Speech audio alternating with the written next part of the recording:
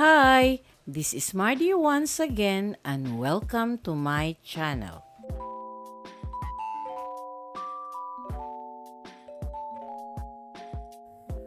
Noong unang bahagi ng rehimeng Amerikano, noong ang pagpatay at pangangaso ng ulo sa mga taga-bundok probinsya pa rin, may nakatira malapit sa Banawi, Ifugao, isang lalaking tinatawag na nabukyag na labis na kinatatakutan dahil sa kanyang pambihirang lakas. If you are new to my YouTube channel, please don't forget to like, comment, and subscribe. At para updated kayo sa mga susunod kong videos, please click the bell notification below. At sana po, don't skip the ads and please watch until the end of my video. Sinabi tungkol sa kanya na minsan, pagdating niya kasama sa isang kanyaw o piging sa kababuyan, where the people were minded to kill him, he sat down on a stone plain with his back to the post of one of the houses. Ang plano ay aanyahan si Nabukyag na makilahok sa pagputol ng kalabaw na siyang kaugalian doon. Ang bawat isa ay malapit ng hiwain ang kapuspalad na hayop at sasalakayin ang malakas na lalaki habang pansamantalang nakikipag-ugnayan. Ngunit, naunawaan ni Nabukyag kung anong pagtataksil ang nangyayari.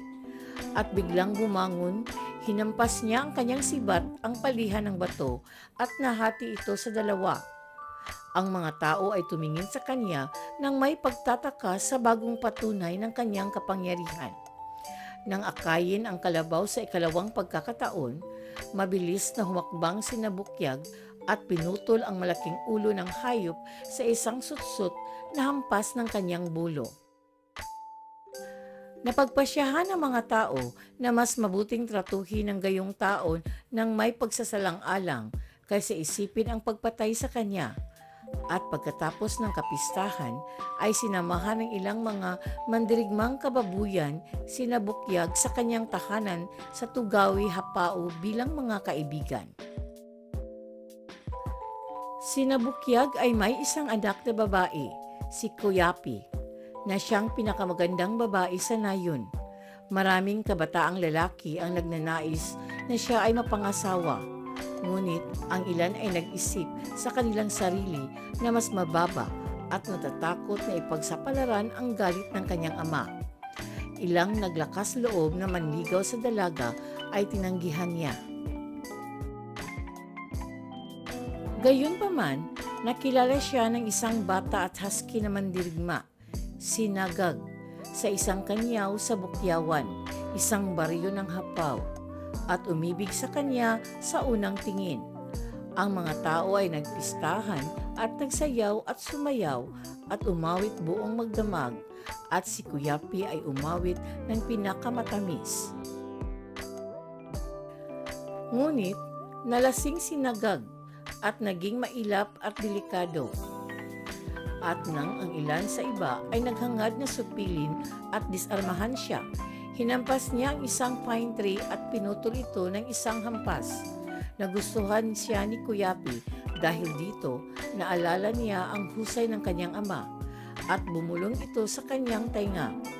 Kung mahal mo ako at iginagalang mo, ibaba mo ang iyong bulo. Agad namang tumalima si Nagag. Kinabukasan, binisita ni Nagag si Kuyapi sa kanyang agamang. Ang kanyang ama ay nagkataong nagbibigay ng kanyaw ng gabing yon. At gaya ng nakaugalian sa ilang bahagi ng Ifugao na ang bawat miyembro ng pamilya ay nagbibigay ng kanyaw na naruroon. Napansin niya ang kawalan ng kanyang anak na babae at ang piging ay hindi maaaring magsimula. Si Nabukyag na kumuha ng kalasag at sibat ay hinanap siya at natagpuan siyang kasama ni Nagag. Sa pagtalo ni Nagag sa lugar, ibinato ni Nabukyag ang kanyang sibat sa kanya. Ngunit ang binata sa pag-iwas sa nakakamatay na sandata, tinusok nito ang katawan ni Kuyapi na malapit sa kanyang likuran. Not stopping to pick up the lifeless body of his daughter, Hinabol ni Nabukyag ang takot na sinagag. Ang binata ay desperadong tumakbo. Ang galit na ama sa likod, siya ay paulit-ulit na sumisigaw sa galit. Magdamag na hinabol ng matandang lalaki ang nakakababata. At doon, in a small terrace field, Nagag stopped behind a small clump of Runo reeds. Sa pag-aakalang ito ay maaring magsilbi upang suriin ang isang direktang paghagis ng sibat. Nabukyag chased him around the cluster, cutting down the runos as he made them look like grass. Pagkatapos ay sinibat niya si Nagag sa kanyang binti.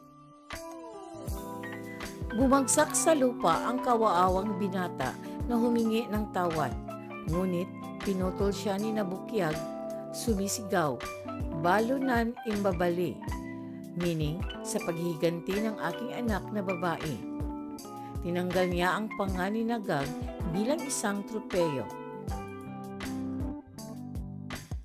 Pagkatapos ay bumalik si Nabukyag sa kanyang tahanan. Natagpuan niya ang ilang tao na nagpuputol ng puno ng areka upang gawing kabaong para sa kanyang anak na babae. He groaned and cut down the tree with a blow of his blood-stained weapon. Pagkatapos ay pinutol niya ang isang seksyon ng tamang haba sa isa pang suntok. Ang mga tao ay hindi nangahas na magsalita sa takot na ang isang salita ay maaaring makapukaw sa makapangyarihang tao upang tapusin silang lahat. He put Nagag's jawbone in a basket and danced madly around it, occasionally striking his house with his spear, and this went on until the body of Kuyapi was buried. Matapos ang aksidenteng pagpatay sa kanyang anak na babae, si Nabukyag ay naging mas mabangis kaysa dati at mas mapanganib. At si Teniente Jeff D. Galman, gobernador ng Ifugao noong panahong yon, ay nagpadala ng mga sundalo ng konstabularyo upang dalhin siya. The soldiers decided to set fire to his house, and one of them mounted a small wooden rice mortar to reach the roof. Unknown to the constabulary, Nabukyag was hiding in a nearby field, and at that moment let fly a small spear with a heavy handle which hit the soldier in the hip with such force as to throw the man several meters. Ang iba pang mga sundalo, sa pag-aakalang ito ay isang pananambang sa puwersa, tumakas nagpaputok habang sila ay tumatakbo.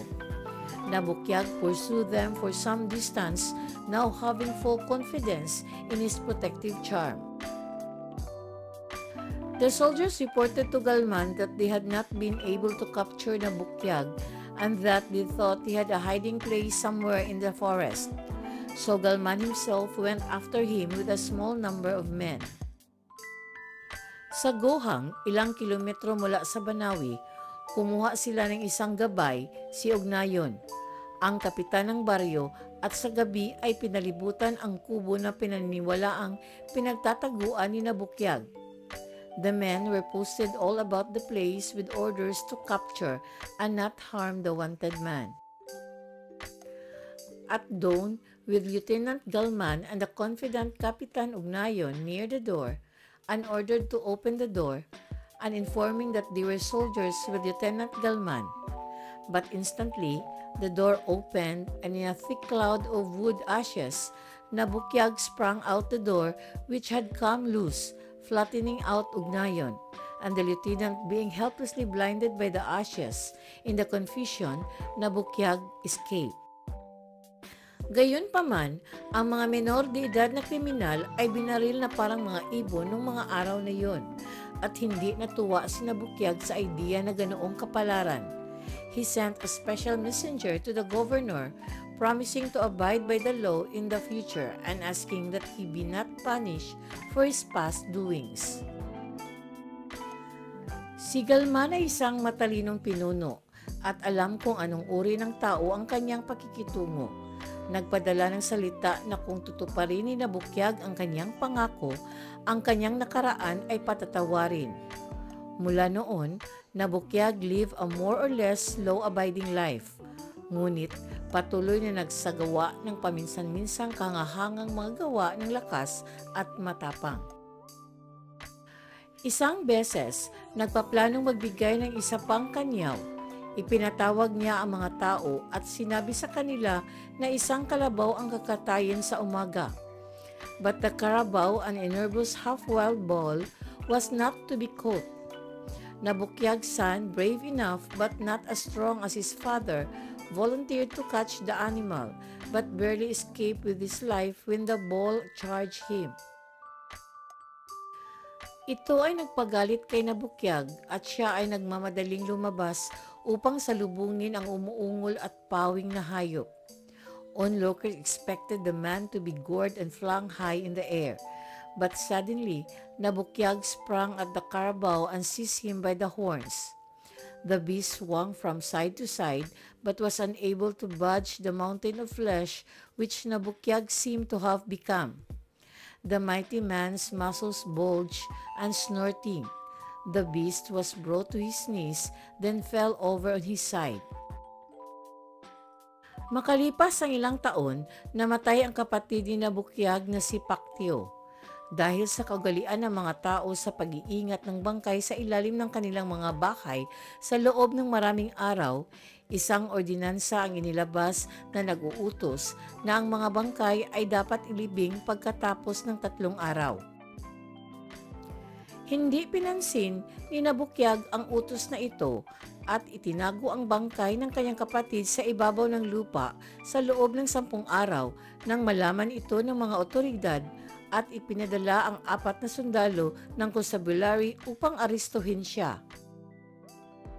Seeing them approaching, Nabukyag sent all the people away and armed himself. Then he shouted, "If you come here to harm us, come armed. If you come as friends, leave your guns outside."